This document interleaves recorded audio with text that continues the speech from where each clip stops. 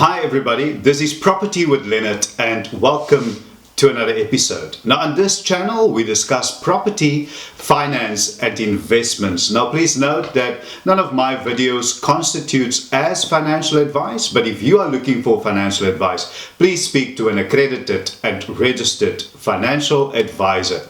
Now sales and execution can present excellent investment and of course money-making opportunities, and there are people who've made good money, very good money from it, but there are numerous pitfalls that you need to be aware of when it comes to, of course, acquiring these types of properties. Now there's an old saying, and you might know it, that not everything that glitters is gold. Not everything that looks precious, that looks like a good deal, and that's the emphasis of this episode, turns out to be a good deal. The dilemma is that these bargains often seem attractive, but the question is, are they? I have previously recorded an episode titled The Risk and Benefits of Buying a Property at an Auction, the things that you need to know, and I would strongly advise that you watch that episode in conjunction with this one. Now, property sales in execution, it may sound like a good deal, may sound like a bargain. After all, in many cases, these properties are knocked down at a discounted price. If you're not careful, you might be in for a nasty surprise. So in this episode, I'd like to cover and explain to you the pitfalls of sales in execution. I would advise that you watch the full episode, and make sure that, of course, as I always ask you, that you subscribe to my channel, that you like the video and share it. Now those things are good for the YouTube algorithms, and that way we would grow, and YouTube, of course, would recommend this video more to people like you who they know would be able to benefit from the contents of this video. And in addition, it motivates me to make more quality content. You know, some people always want to make a quick buck, but if you should ask anyone who's been around the block a couple of times, they will tell you that these days that's seldom the case. You can get few returns on such a purchase if you aren't aware of the snags involved, the pitfalls, in other words. In this type of investment, sales and execution are not the same as properties in possession. If a homeowner is substantially in arrears on bond repayments, the lender or the bank will take legal steps to attach the property. The bank then instructs the sheriff of the court to sell the property at a public auction, which is a sale in execution. If the highest bid, and you need to understand this, at the auction doesn't cover the outstanding balance owed to the bank can buy the property at the auction. They can actually buy the property, and once this happens, it becomes a property in possession. There are some pitfalls to be aware of, like firstly the costs involved, the expenses. These properties are typically in a bad state. You will find that with most sales and execution, the property has been badly neglected for some time. This is because, and it's pretty obvious, the owners have not been able to keep with their bond repayments firstly, let alone spend money on maintaining the property.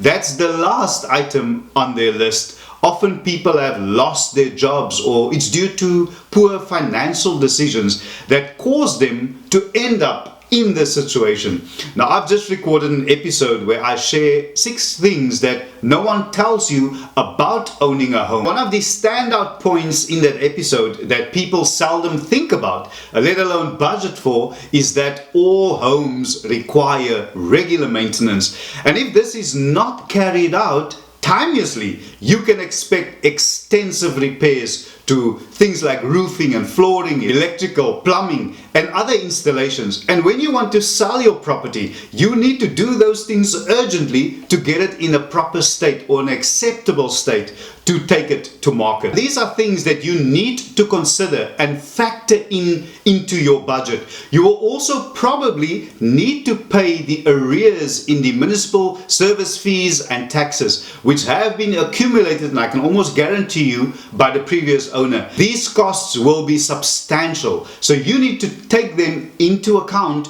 when you are considering whether or not the property you would want to invest in is an actual bargain or not. And another major pitfall or stumbling block is access. Now, I've actually been to auctions where the current tenant, whether it was the previous owner or the actual tenant, made it very clear to everybody attending the auction, that they have no intent to move. We couldn't even view the property on the inside before the auction. This often happens that the existing owner or tenant, as I mentioned, won't allow access for inspections. And if you later discover defects, you can't hold firstly the auctioneer and or the bank liable for the repairs, and the tenant or the owner is surely not going to do anything at all. Now, I've walked into homes after an auction that looks like a tornado hit it, and I'm not even exaggerating. Defaulting owners are often angry with the bank firstly for taking legal action against them. They retaliate by either causing serious damage to the property or continue to occupy the home illegally.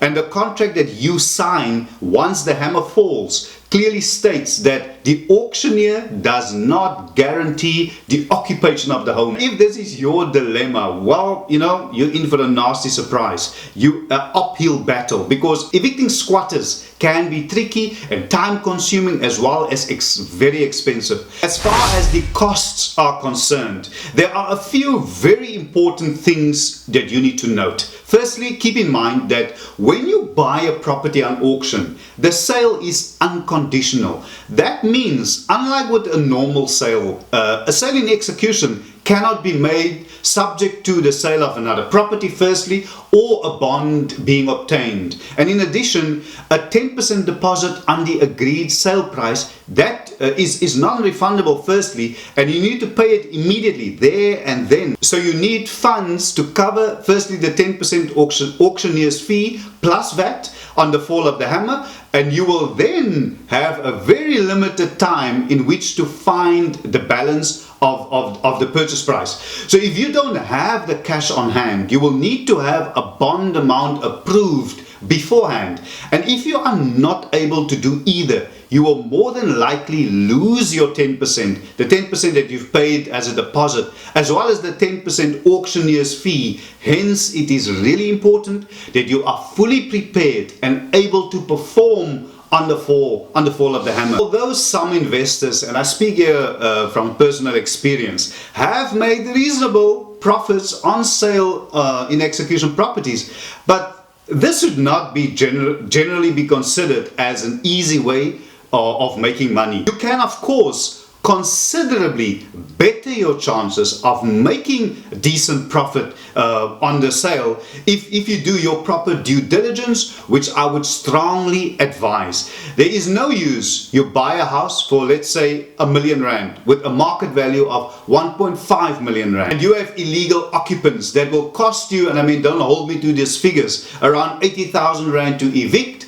and it will take you about 9 months to get rid of them. It's a process, and that's not even enough. I mean, the repairs to the house, let's say another 150,000, and that's just on repairs. What about the rates and taxes? And I can guarantee you that their account is most definitely in arrears, which could easily amount to another, say, 60 to 80,000 rand, sometimes even more. And what value would you actually put to the 9 months that it took you to evict the tenants? And I'm not referring to the cost of evicting the tenants, the plus minus 80,000 cost to evict them. I'm referring to the value that you put to the 9 months, the 9 months waiting period, and who knows how long it will eventually take after they've moved out for you to sell the property after that. I'm not saying that you should not consider buying a property at an auction, not at all. However, you need to be aware that these types of properties are only profitable if, and there's a big if, you are paying far less for the property that you can sell it for. Number one. Secondly, if the property does not need extensive costly repairs. And thirdly, if the previous owner or tenant does not continue to occupy the property illegally, make sure that you check the outstanding rates and taxes. I've been at auctions where the outstanding rates and taxes, and I'm not lying to you, were more than the actual value of the property. So be careful, do your homework, do your due diligence. You know, buying a property at an auction or sales and execution, it can provide you with decent returns on your investment, but you need to be careful. Just something else I want to add. There's no use you buy the property at a bargain price, but there is no real demand for it amongst buyers, potential buyers, or even tenants. So you need to link up with a professional for advice and guidance, and all the best. And if you need any additional advice or guidance, make sure that you join this channel by clicking on the join button below, and also follow the prompts there. And while you're at it, I mean, there's also a thank you button. You can also see that below if you appreciate my content and would like to contribute financially to the success of this channel, which I really appreciate. You can just click on that button as well